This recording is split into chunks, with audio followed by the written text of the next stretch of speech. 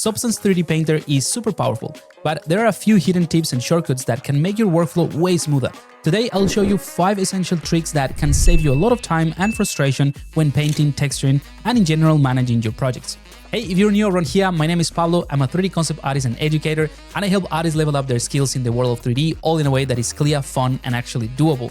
In today's video, I'm going to show you 5 essential tips that will enhance your productivity and the way that you work with Substance 3D Painter, just making your life a lot easier when it comes to texturing. Let's go ahead and jump straight into it.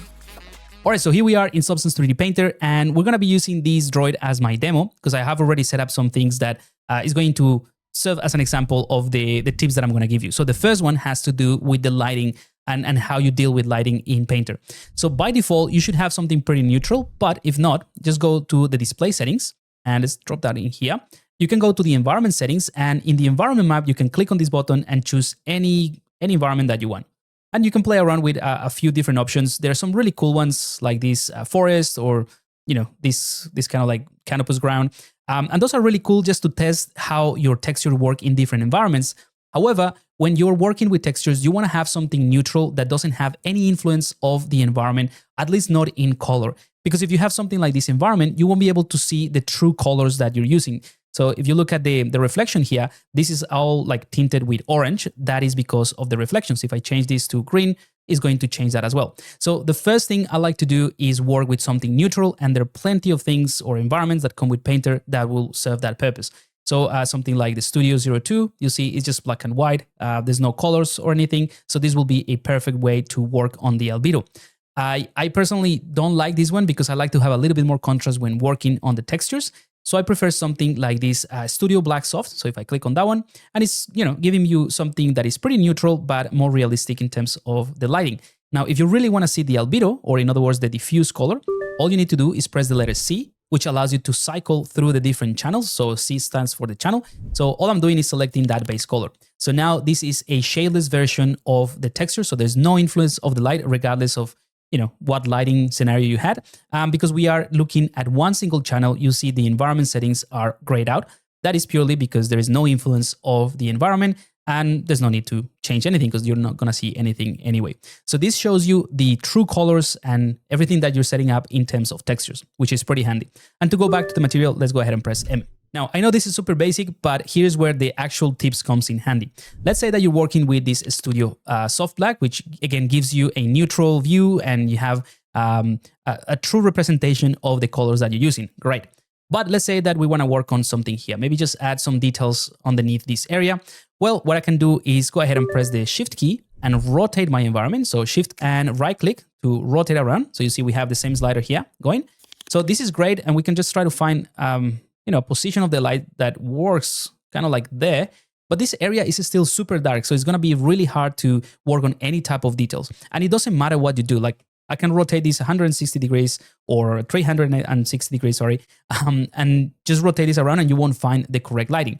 That is because by default, and in general, this is what you want, is that Painter deals with the environment and it only rotates that HDR image that is used as the environment in the vertical axis. So you're only rotating it around the model. But you can actually change how the environment aligns with either the camera or the model. So all you need to do is go here with the environment alignment. And actually, let's go back in here so you can see the change that happens straight away. So we're going to change from the world, which is by default what you want. But in some cases, you want to get, you know, to these areas, you can change this from world to camera. So now the environment, it's aligned to the camera itself. So I can rotate the lighting around and it's going to do it based on the camera angle. So we can find an area or a you know, a position of the lighting that shows these details of this section right here a lot better. So that is a very simple tip, but it is incredibly useful, especially when you get to, you know, areas that are a little bit hard to see when the alignment is set to the world. So you see, now I'm just rotating the lighting based on the camera and I can just access, you know, the bottom area of this robot and just work on, you know, any details in here. If I switch back to the world, this is going to be pretty dark, right? So very, very simple thing to do, but it is a crucial thing when once you know how to use it, you will be able to reach those areas that by default are pretty dark. If you don't want to change that for whatever reason, you can still work with the world and go back to what I said before. Let's say go into this area and then press the letter C to go into the albedo and just, you know, see a shadeless version of the color. And in the same way, you can press C again and go to the different channels. So the metallic, the roughness, the normal, all of that good stuff. Once you're ready, you press M, go back to the material, and that's it. But honestly, changing the camera alignment from world to camera, especially in those sort of like areas that are at the bottom of the models, is a fantastic way to work. All right, so moving on to the next tip is the focus mode. So for this one, I'm going to bring in my texture set list right here. And this character is made out of 4 different texture sets or 4 objects. And the focus mode is pretty simple. It just allows you to focus on the texture set that you want to work on. So let's say that because I have this selected, I want to work on the the plastic or the metal, this yellow material of the character. I can go to this icon right here in the texture set list, click on focus mode, and you see it just hides automatically everything, and it allows me to work on only one. Same way, if I just click on, let's say, the silver, which is just a different material, I just jump into a different texture set and I go into solo. And I can just go in and out, very easily. So let's select the black glow, which is essentially the all the black metal for this droid that is inside. So this allows me to jump back and forth really easily and judge one single material in this case. Now, the trick here is not just that you have the ability to turn this on and off, is that this is actually mapped to a shortcut that is super handy, which is the Alt Q. So I can just press the Alt Q and essentially go into the solo mode. Now, on a side note, you might notice that this rotation and the movement of my 3D viewport is pretty smooth. That is because I have a specific device. Let me just show you here. This one right here. So this is the 3D Connection Space Mouse Pro Wireless. There are a few different options. I have some reviews in the channel, so you can just go ahead and check out, kind of like how I set this up. But basically, with this one, I have the Alt Q, that shortcut mapped to one of these. Hopefully, you can see it. This one right here. So I have this mapped in here. So I basically have my hand rotating things around, right? So I can do this. And at any point, if I just want to go into solo mode, I just press. Let me just get in. There we go. So we can just jump in and out of solo mode by rotating, and then I pressing that button that I have assigned this shortcut to it. So you don't have to have this device at all. You can do the same thing with just your keyboard, or if you have something like the Stream Deck or something like that, you can just assign a shortcut, which is the Alt Q, and do exactly the same thing. All right, but this is half of the tip. The next thing is that you can actually combine this tip of the focus mode with the selection of the texture set list. So if I want to work without any distractions, so let's go ahead and close this app. By the way, on a side note, this is a tiny tip, but you probably are aware of this one. If you press the tab on your keyboard, you can bring in the entirety of the UI. So that's basically what I have. So just pressing tab, it just brings in all the palettes and everything. But when I'm just focusing on texturing, I don't want to have a lot of distractions. So I just press the tab key on my keyboard, which again, you can map to a different shortcut if you have something like the 3D mouse connection, the 3D connection space mouse or anything else, and work a little bit cleanly. Now, if I'm in this mode and I'm just focusing on texturing, right, what I can do is hold the Control and the Alt key and then right click on my texture set. So I'm gonna hold Control and Alt and right click, and now I can press the Alt Q to go into solo mode. So let me show you what this is doing, right? So the Control and the Alt key allows you to select the texture set list without actually using the list. So let's press the Alt Q to get out of this focus mode or solo mode. And then I'm gonna select with the Control, Alt, and right click the black area. And you see it just jumps in here, right? And now I can go into solo mode.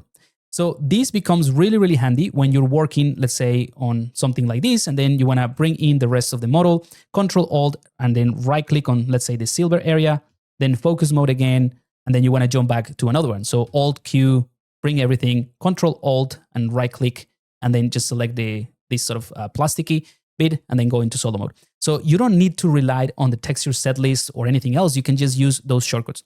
So in summary, you use the Alt Q to isolate or to go into focus mode, and that displays only one texture set list, and the Control, Alt, and right click to select different texture set lists. That's it. Very simple stuff, but it is super handy, and it just increases the speed at which you can work here in 3D Painter. All right, so for the next thing, I'm gonna go ahead and bring in the entire UI, and it has to do with the custom filters for the assets library. Now, I'm gonna show you that here in the asset library, obviously you have this search tool. So if you know exactly what you're looking for, you can just type it here. But what I've done is that I named my custom materials with my initials, so PMG. So I'm gonna type PMG, and then I'm gonna select the smart materials here. And you see all of these are materials that I've created myself.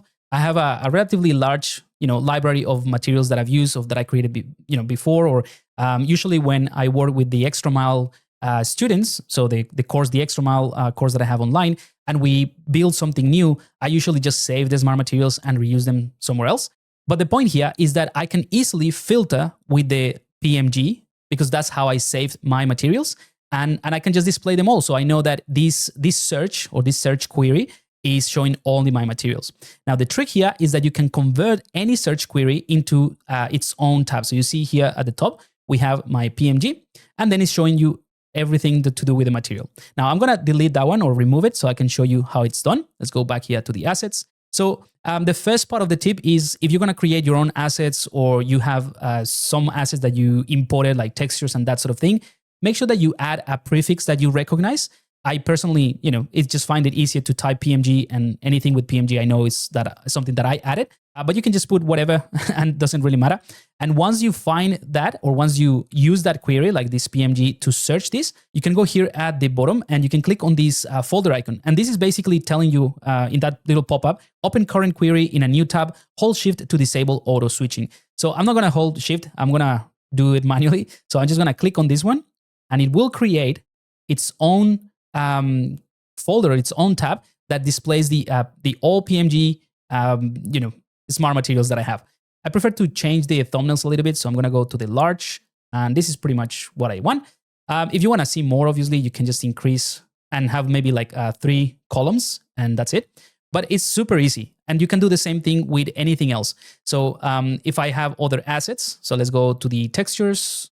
So I have a few textures and a few, black and white images, patterns, and things that I've, imported myself. So that's why they have the PMG. But if I want to do this in the maybe the alpha, so I have a couple of alphas for a specific thing, then I could do the same thing. I can create click on this one and create another query. So now I have another tab, right? But the main thing that I wanted to show you is that you can filter and then you can create your own tabs.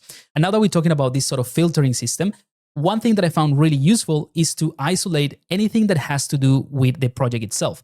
So if I go to the assets, I can just go ahead and remove that altogether. So all of the options are available, right? I'm going to go ahead and type project, and you see this project.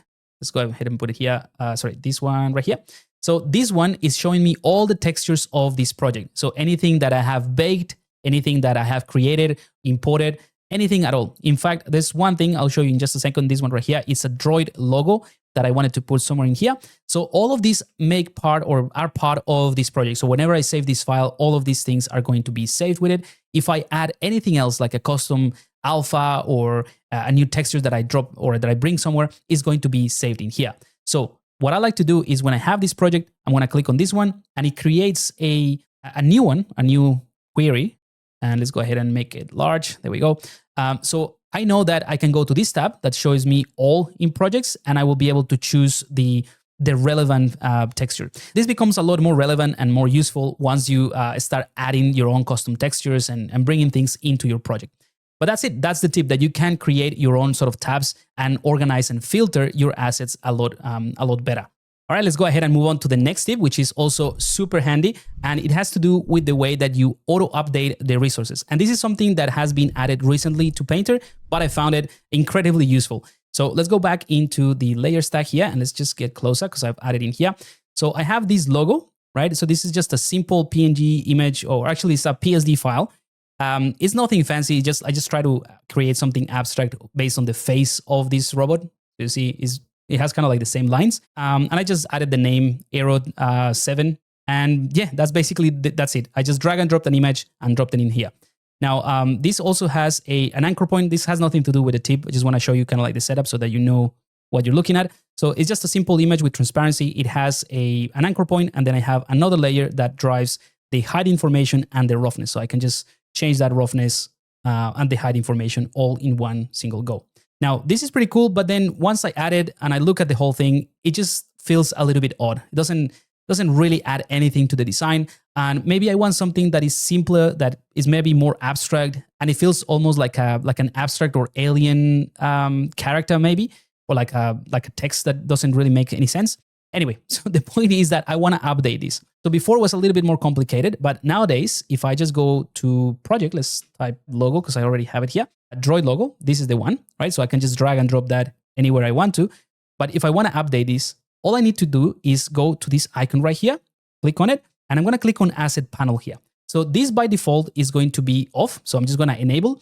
That means that any changes that I do in a different program, whatever I created, this Illustrator, Photoshop, whatever, when I saved, is going to update here in the panel. So let's go back into Photoshop. This is what I have. And let's go ahead and actually fix this a little bit. So I'm going to remove the arrow 7 thingy. I'm going to also remove some of this stuff. Yeah, I think this is good. And let's go ahead and create a new layer, and I'm going to clip it to here. And I'm just going to make it a white color. And let's also make this more centered. All right.